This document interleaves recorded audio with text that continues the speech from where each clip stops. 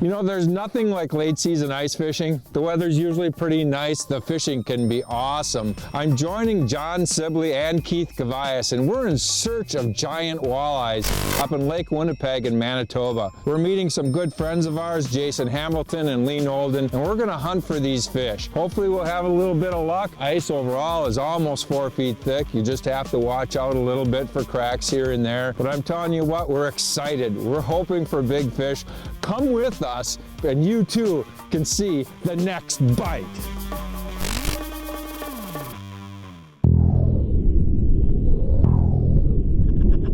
I'm just looking for the next bite, next bite, next bite, next bite. I'm just looking for the next bite. It's the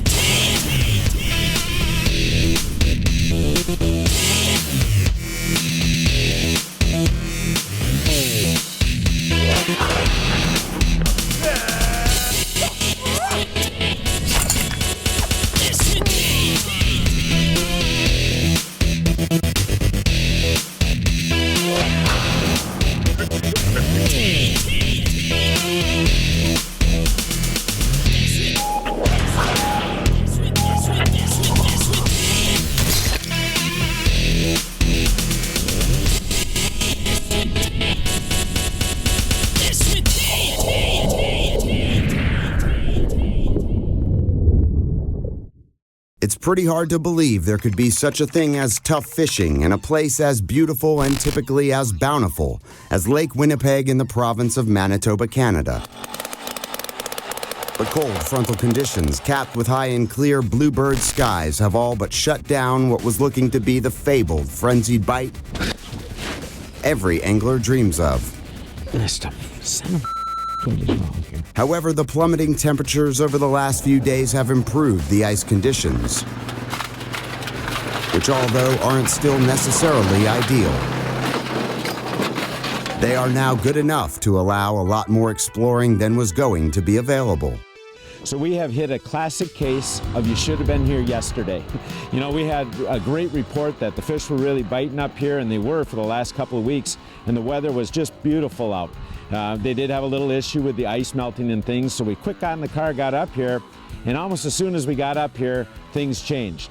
So here's the game plan we went about to get on some fish and salvage this trip, and in fact, make it a great trip. First of all, we moved around quite a bit when we first got here, just looking for fish, trying to mark a bunch of fish, maybe catch a few. But then once we found that area, we just started to make little micro moves. We might move 50 or 100 feet. Maybe that set you on a new little pot or the corner of the school. Second thing we did was downsize. It's very typical here to use a big rattle bait. Recently, big spoons have been very good. We went down to a littler rattle bait, but still kept that high-pitched rattle in it. We also went to little shiver minnows. Lastly, instead of making big strokes and moving our baits around a lot and really trying to call these fish, man, we're just more like quivering and shivering and just barely moving our baits, getting those fish to come up and actually hit them because the fish are a little bit more lethargic. So when you find yourself in one of those situations where you should have been here yesterday, make the best of the day, find some fish, stay on those fish, you know, downsize the lures, maybe don't work those lures quite as hard, and you can be successful just like we are here today. Swing this open. Definitely a better one. Good head shakes anyway. It's not real deep here. We're only fishing like 14 feet. But I did pull him up about 3 feet off the bottom. Boy, he's fighting good. He kind of just came up, and there's like 3 on my screen, and all of a sudden one, boom. Perfect. I was afraid they were all going to swim away. We've had a lot just come in and swim away. But here he is away at the bottom of the hole. We got to get his head up this. Here he comes. Come on up here. Yeah. Look at here. Oh, look at that. That's what we came up here for, right there. Look at how he ate this lure. He just absolutely, I guess he really wanted it. Oh, here's, I see why he bit my lure. He wasn't, look at, he's got one eye that's bad. That's how I fooled him. He's got one bad eye, but it fooled him good. Man, as he got that bait down his throat. I wasn't gonna lose him, that's for sure. Even with the barbless hooks, ooh, come on. The barbless hooks, they come right out, thankfully. No problem. Once we get two of them out, there, look at there.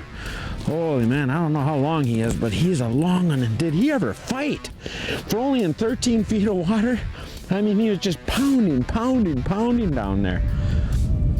Nice. But it was, you know, I've had a lot of single fish come in, single fish, and then all of a sudden 3 or 4 fish came in, and I suppose they kind of get aggressive with each other. Got to see who can beat the other one to the punch. And this one beat everybody. Nice fish. God, what a great lure. And all I did was put on a little brighter lure, a little rattling. It's called a fish seeker. I guess bright is good. Bright is good. The next bite is brought to you by Mercury, #1 on the water. Amsoil, performance for serious adventure. Tracker Boats, fish the finest. Bass Pro Shops, your adventure starts here. Berkeley, catch more fish. And Motor Guide, trolling motors engineered for anglers. Closed captioning for the next bite is provided by Power Pole, the ultimate in shallow water anchors.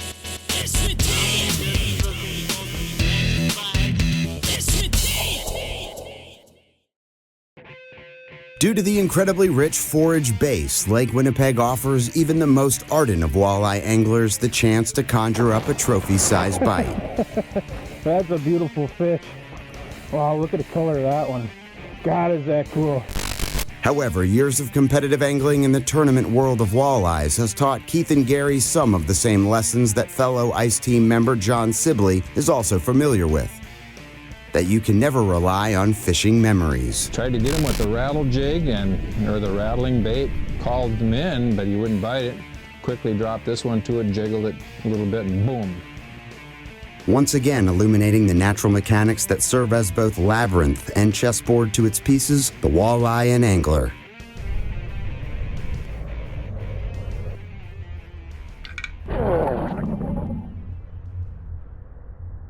When you're fishing walleyes, you always have to wire the pattern. Because something worked yesterday doesn't mean that it's going to work today.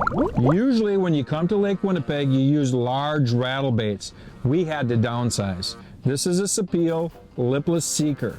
It's a smaller bait. Two things that I like about it is that it has a lead weight right here in the nose, so that when you let it down on slack line, it basically swims itself down to the bottom. If you want it to sit on the bottom, it'll sit just like that. But one of the real good things that I like, it's got a high-pitched rattle.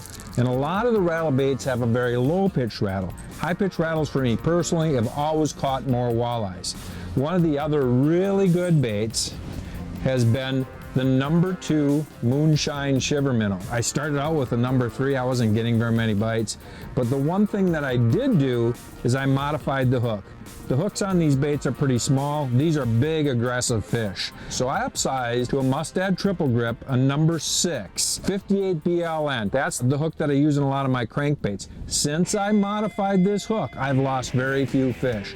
So these are the 2 baits that we've really been doing well with here in Lake Winnipeg. That feels like a pretty good fish, actually. Yeah, this is a good fish. Wow. That's a giant. Wow. That's a nice fish. That is a beautiful walleye. It's a giant. That is a giant walleye. I'm gonna release her. We're gonna let this big girl go live another day. Paddle, paddle, paddle.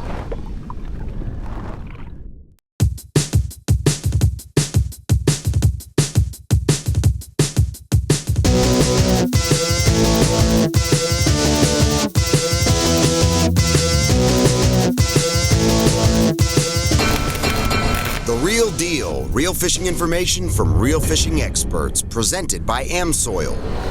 One of the cool things about walleyes is, quite frankly, the diversity of places they can be. And because there's so many different situations where you can fish walleyes, it's sometimes a little confusing on how to pick the right walleye boat. The first thing you want to look at, obviously, is to have a deep V boat. Walleyes love wind. A lot of the places you fish, you know, you're going to fish the windy side of the lake. And to get through those waves, you want to have a nice deep V boat to push the waves out to the side, give you a little bit smoother ride, give you a drier ride. So that deep V is important for that.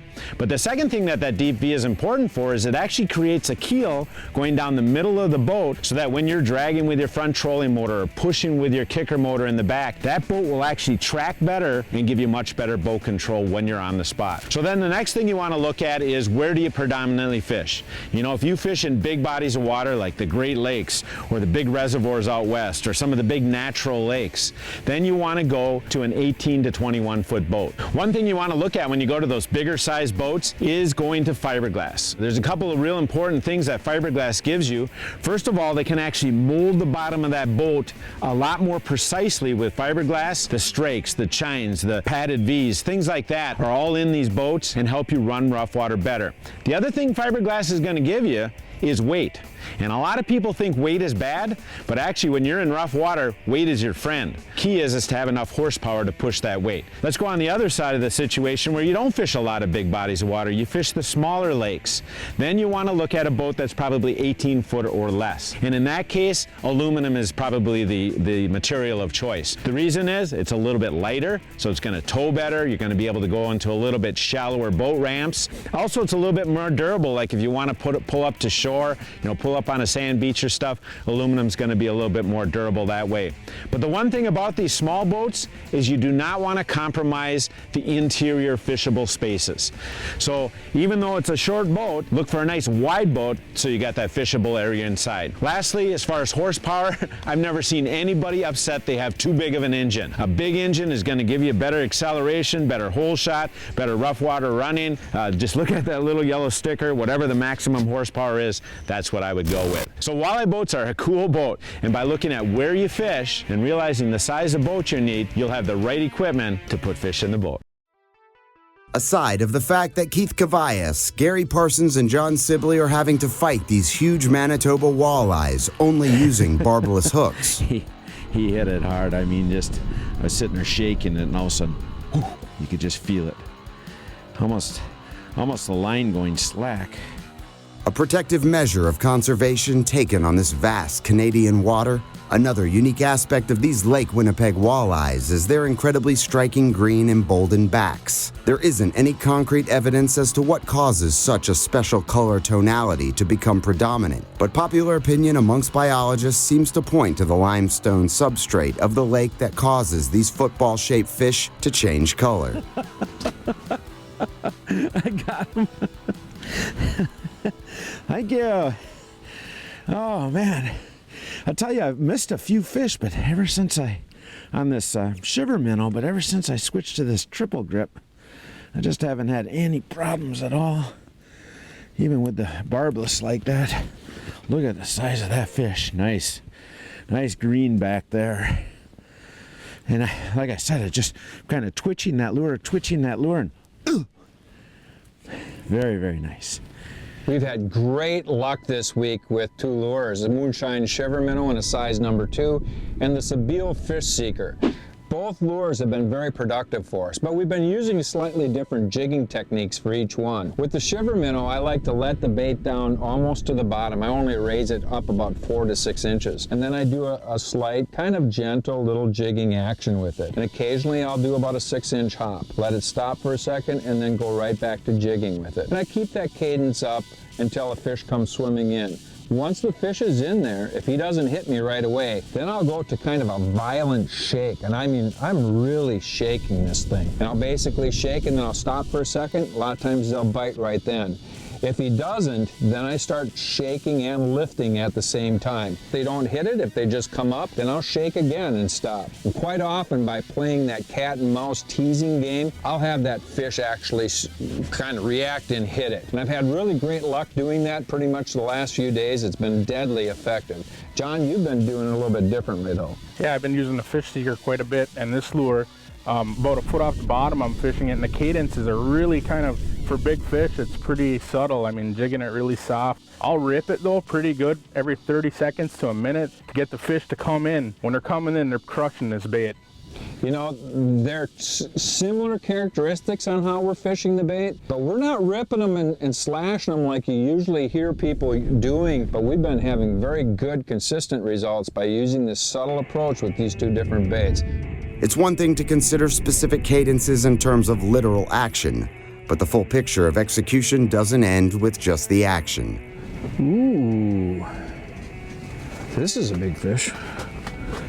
Your depth finder can also play a huge role in your presentation as well. Ooh, yes, yes, come in here. Yes, come in here. Yeah. Wow. Yeah, got shivered in the corner of the mouth. Man, right in a tough section though. I actually had him hooked very well. All right. Wow. There's another, whoa, big fish. Holy man. Big, big old fish here. What a beauty. One of the important skills you can learn as an ice fisherman is obviously how to read your fish finder. Now, as the name says, it is a fish finder and you want it to show you fish down there, but there's a lot more things that I require in my fish finder than just that. There's a transducer down there. From that transducer is a cone, so as something comes into that, the fish finder is going to show it. So the first thing I want my fish finder to tell me is, when is a fish even getting close? Now, as a fish comes into that cone, what you're going to notice is a lot of times not that there's a nice mark down there, but just the bottom starts to change. Because we're sitting still and the bottom never changes, if the bottom isn't smooth, that means something is moving down there. Now, the second thing I want that fish finder to show me is, which lure is that fish after? A lot of times I fish with 2 rods in here and I'll have them separated. If the fish goes beyond the first mark and up to the second one, I know it's going after my taller rod. If it stops and kind of hovers, say at my dead rod, which is lower, then I know to start working that one. Now, the third thing, and this is something that just takes a little practice looking at, is what kind of attitude does that fish have when it's coming in? If that mark on the bottom just slowly grows and never really separates from the bottom, that's a lethargic fish. You might have to do something different. Maybe you got to shake your rod or just hold it still and give it little pops. Whereas if that mark comes in, separates from the bottom, comes scorching up to one of the lures, you know you maybe have to let it sit there and let the fish bite, maybe hop it aggressively, maybe start lifting it away from the fish. That's what you're going to learn during the day as you start seeing those. But you'll see different attitudes for different fish. So that fish finder is going to show you a lot more than just fish. It's going to show you when the fish start to come in the cone. It's going to tell you what lure the fish is after. And maybe most importantly, it's going to tell you how aggressive that fish is, so you know how to work your rod and make that fish bite. The next bite is brought to you by Mercury, #1 on the water. Amsoil, performance for serious adventure. Tracker boats, fish the finest. Bass Pro Shops, your adventure starts here. Berkeley, catch more fish. Mustad, stay sharper longer. Lowrance, find, navigate, dominate. Motor Guide trolling motors engineered for anglers. Strike King, legacy of domination for 50 years. And Power Pole, swift, silent, secure.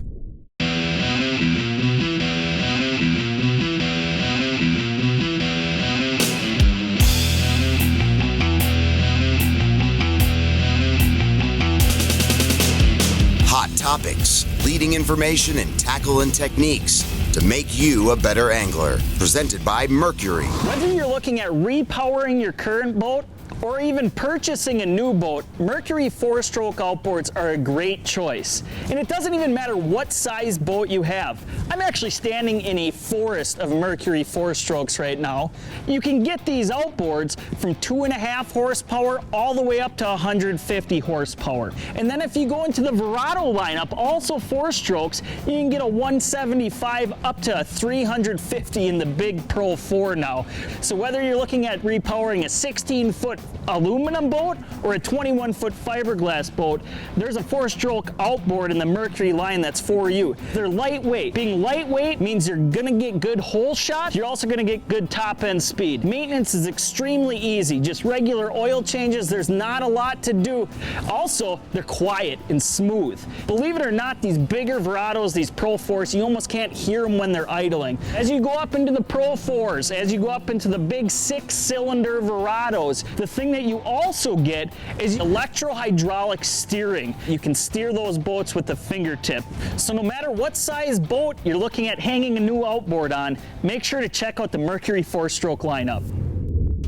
Micro moves and subtle cadences paired with small-sized lures have weathered this cold snap accompanied by high clear skies, as Keith Kavajecz, Gary Parsons, and John Sibley have managed to not only adapt, Gee, he's hit right away. but together persevere in taking advantage of the unbelievable potential that Lake Winnipeg offers in size class of walleye. Oh boy, this is a big fish. Whoa, I see him. Oh God. Yes, yes, yes. Oh, yes, yes. Look at this fish. Oh my goodness. Oh, oh man. I worked him with the rattle bait and something felt weird, like the minnow came off or something. So I quick reeled up. He's just laying there. This thing hit the ground. This bait hit the bottom and he just smoked it. I mean, the mark was so big, I knew he was a big one before he bit. But holy man, what a pig. I was actually shaking trying to get him in the hole. He wouldn't get in there. Wow. Tell you what, that's what you come all the way up to Lake Winnipeg for. A big fish like this, it doesn't get any better, man.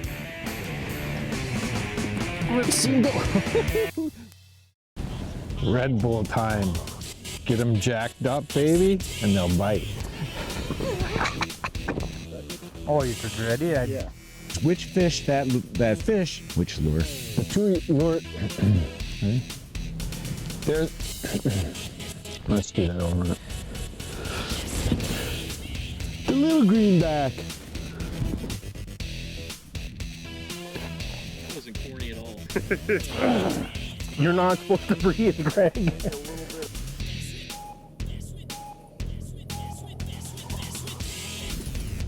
Just do it. Do it! The next bite would like to thank Jason Hamilton of Jason Hamilton Outdoors and Lee Nolden of Manitoba, Canada. For more information on Jason and Manitoba fishing, visit www.jasonhamiltonoutdoors.com.